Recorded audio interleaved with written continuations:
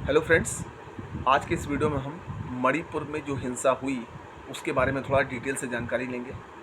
मैं पहले ही बता दूं, इस वीडियो के बनाने का मेन उद्देश्य सेक्शन की जानकारी से रिलेटेड है और इस वीडियो का उद्देश्य किसी को ठेस पहुंचाने के लिए नहीं।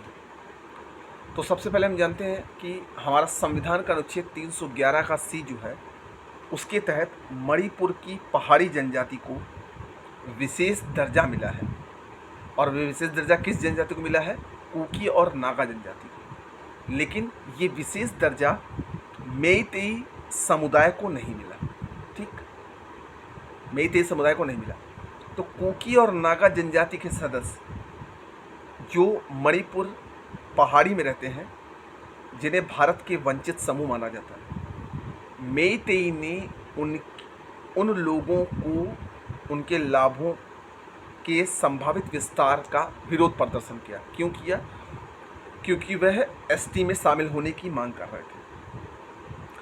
और इस लड़ाई का मेन मुद्दा देखिए, मेन मुद्दा जो है वो मेइतेई जनजाति, कुकी और नागा जनजाति के बीच में। कुकी नागा जनजाति जो पहाड़ी में बसते हैं, मेइतेई नीचे रहते हैं। इन दोनों जनजातियों के बीच में लड़ाई हुई। वो इसलिए हुई कि लैंड रिफॉर्म एक्ट की वजह से पहाड़ी इलाके पर ज़मीन खरीद कर बस नहीं सकते। ठीक, तो यह हमारा अनुच्छेद 311(1) का सी के तहत मणिपुर की पहाड़ी जनजाति को विशेष दर्जा मिला है, जो मेइतेई समुदाय को नहीं मिला। अब इसके चक्कर में ये लड़ाई हुई।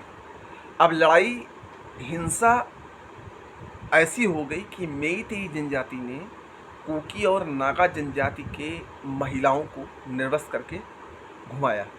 ठीक है, जो बहुत ही कष्टदायी है और ऐसा इस देश में नहीं होना चाहिए। ठीक, दूसरी बात, मेइतेई समुदाय को एसटी श्रेणी करने की मांग की जा रही थी। ठीक है, इस वजह से अब सबसे बड़ी बात यह है कि इस मणिपुर हिंसा में किन किन सेक्शन के तहत मुकदमा दर्ज हुआ आईपीसी में, जिन्होंने ये ऐसा अपराध किया। तो इसमें आईपीसी की धारा 153(a), जो कि हमारी धर्म, मूलवश, जन्म स्थान, निवास स्थान, भाषा इत्यादि के आधार पर विभिन्न समूहों के बीच शत्रुता और सौहार्द बनने में प्रतिकूल प्रभाव डालने वाले कार्य करते हैं। फिर धारा 398 घातक आयुध से सज्जित होकर लूट या डकैती का प्रयत्न करते हैं। फिर है धारा 427 रिष्ठी, जिससे नुकसान होता है। धारा 436 ग्रह आदि को नष्ट करने के आशय से या अग्नि या विस्फोटक पदार्थ द्वारा रिष्ठी करते हैं। फिर धारा 448 ग्रह अतिचार के लिए दंड, घर में घुसने के जो इन्होंने आक्रमण किया, घर जलाए। धारा 302, आपको पता ही है कि धारा 302 हमारी क्या थी?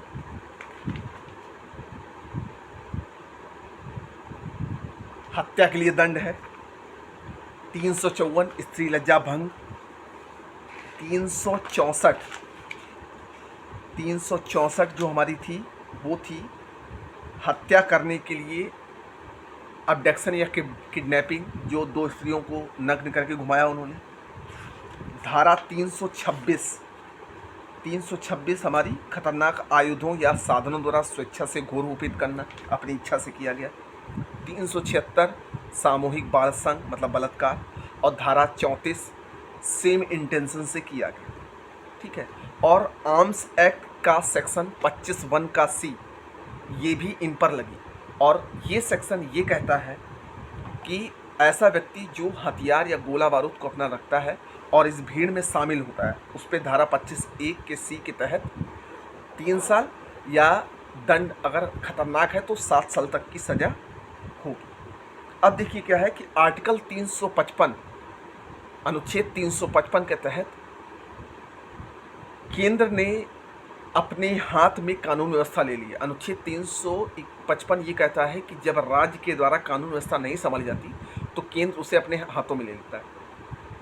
और सुप्रीम कोर्ट ने यह भी आदेश दिया कि अगर केंद्र सरकार जल्द से जल्द इस मामले का निस्तारण नहीं करती है तो वह मामला अपने स्तर से समझाएंगे।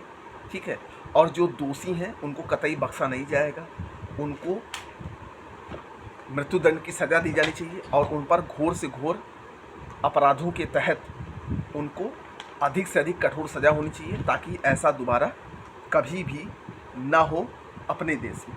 ठीक है। अब इस मणिपुर हिंसा में जो भी घटना घटी उसकी मैं पूरी तरह से निंदा करता हूँ, और मैं तो कहता हूँ कि एक कानून के छात्र के तहत इन पर गंभीर मुकदमे और गंभीर दंड लगाना चाहिए। मेरे हिसाब से तो इनको फांसी की सज़ा दे देनी चाहिए।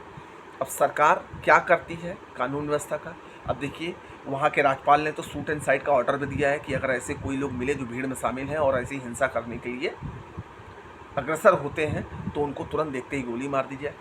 अब कानून व्यवस्था सीआरपीएफ की और क्या कहते हैं जो असम राइफल है वो भी इसमें शामिल हो गई है गुटों में, देखते ही उनको गोली मार दी जाए। ये था पूरा मामला कि कुकी नागा जनजाति और मेइतेई जनजाति के बीच में जो विवाद हुआ, जिसमें मेइतेई जनजाति के लोगों ने कुकी और नागा जनजाति की महिलाओं को निर्वस्त्र करके नंगा घुमाया, फिर आगजनी की, उनके घर जलाए, हिंसा हुई, तोड़फोड़ हुई, कई लोग मारे गए। इसमें कई लोगों की पुष्टि है। बाकी ये मुद्दा जो है वो सरकार का है। मेरा काम आपको जानकारी देना था, मैंने आपको जानकारी दे दी। उम्मीद करता हूँ कि जितनी भी बातें मैंने आपको बताई होंगी ये आपको समझ में आई होंगी। ठीक है, बाकी हम मिलते हैं नेक्स्ट वीडियो में। Thank you.